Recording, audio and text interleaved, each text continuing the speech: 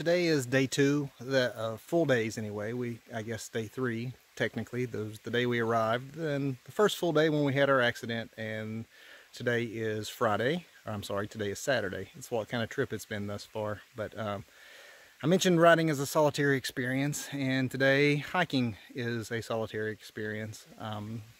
Jerry was unfortunate enough to be behind the wheel, and when the accident happened, and she's taking probably more responsibility than she should, considering it was a honest mistake in a bad situation. But because she's feeling guilty about it, and because there's nothing that can be done today other than sit around a phone and wait for calls with the body shop, insurance adjusters, and the like, she's been kind enough to not waste 2 of our days doing just that. And she was kind enough to say it was okay for me to take a hike. She really was concerned about me doing it. I know you should never hike alone, but today I am hiking the Potato Knob Trail, and it is 5 hours supposedly. It'll probably take me 6 because I'm mosey. I stop a lot. I take videos for you guys.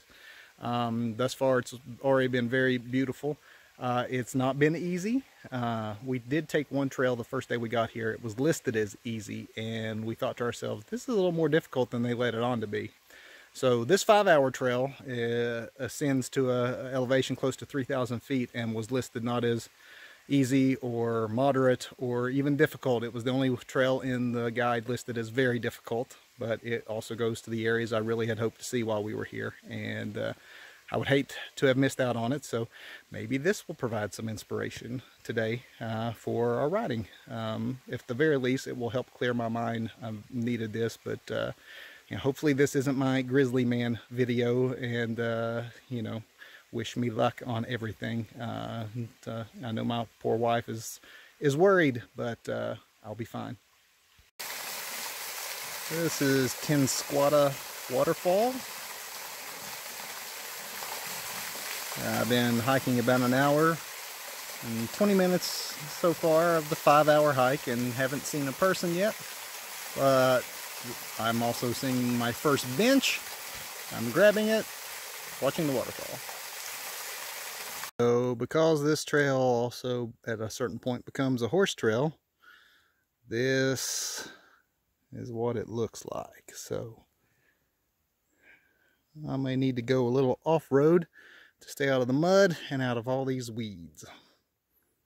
This part of the trail descends into a valley of what they said were giant trees of an old growth forest. Check that out.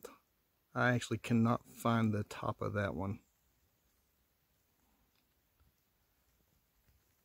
Up there somewhere. There's some others.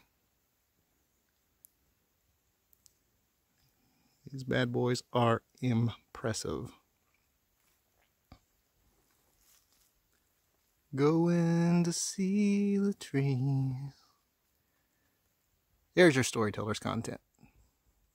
I'm at the 3-hour mark, and as you can see, the trail's now turned into kind of a trail of boulders, and it's getting a little difficult to keep finding the blazes to stay on the trail. So I figure that I'm still 45 minutes or maybe more than that away from where I'm going. So it's not going to be a 5-hour trail round trip and back.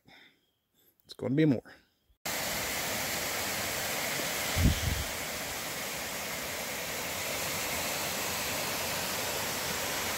It's pretty spectacular.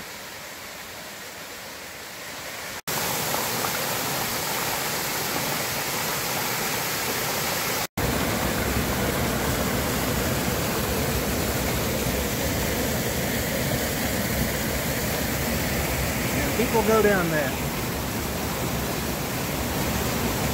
Alright, so this is trail that I just came up for Potato Knob, and that's trail on that ridge going that way as we continue to ascend. So at this point I'm too close to turn back, but it's definitely pretty much just a rocky cliffside. that we're going up. Well, it is definitely 5 hours one way. So the park ranger was nice enough this morning to say if I needed a ride, there would be cell service up here, which I hope there is.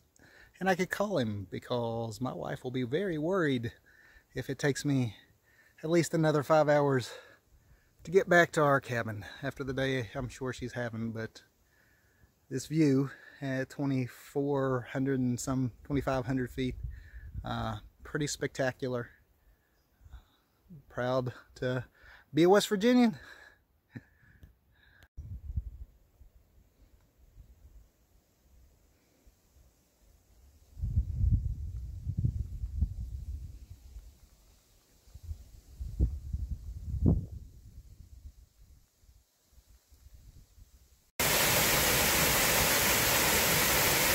Through the road.